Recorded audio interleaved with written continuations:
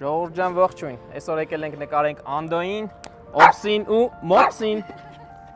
Բարև գանձ։ Անդո ջան, Մոպսը քանի տարեկան է։ 5 տարեկան է։ 5 տարեկան։ Իրա ցեղատեսակը ինչ է։ Մալտեզ։ Շատ լավ։ Մի քիչ կպատմես ինչքան ժամանակ է իրան ունեք։ Մոպսին մենք գրացել ենք 40 օրականից ու ինքը մեր տան լիարժեք անդամն է։ Չի մահավոր հոգատար ենք իր հանդեպ, երեխու պես է իմ համար ինքը ամբողջովին, ուրիշ աշխարհ է։ Հիմա արդեն բալիկ ունեք,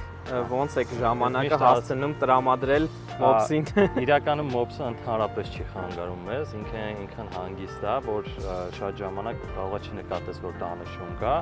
բայց միշտ ասում եմ առաջի տղեն է Մոպսը, երկրորդը Արենը։ Մոպսը լիքը բան է սովորել է, հələ նստի Մոպս։ Ահա, մի հատ պտտվի, լինս նայի, պտտվի։ Դավայ։ Ցավոք չեմ պտտվի Անդրանիկ ջան։ Մի հատ պտտվի։ Չէ, լավ պտտվի, սպասի նստի, պտտվի։ Դավայ։ Չէ, ասում համովիկով եմ ուզում։ Պետք է դու ինձ խայտալական ես։ Նստի Մոպ։ Սպասի, ես ինչ։ Լավն է։ Մոպս։ Ես խելացի շուն ես չգիտեմ ոնց եմ դաստրակել լուրջ եմ ասում։ Ուշադիր։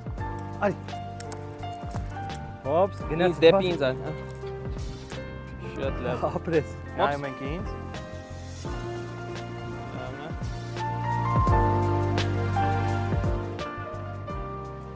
Ադե բաճա։ Օպս, լստե։ Ա Հերաշք, հերաշք։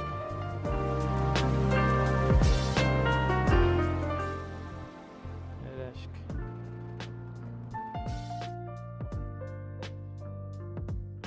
Ովս, որ ձեր պուճուրիկին բերեցիք տուն, Մոպսը ոնց ընդունեց։ Մի երկու հատ հոտոտեց ու մինչև այսօր 2 ամսից ավել անցել ինքը ուղղակի անտարբեր է երախու նկատմամբ։ Բայց պաշտպանում է իդեպ, եթե հանկարծ մեկը ուզում է մոտենա, վերցնի եւ այլն, իր պաշտպանողական բնազդը ակտիվանում է, ուզում է այսպես պաշտպանի, բայց չի հասկանում, էլի ումից ում է պաշտպանում։ Նաև շատ կարևոր է այն, որ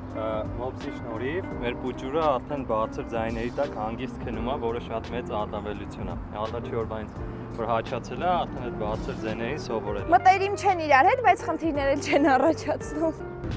Շատ լավ։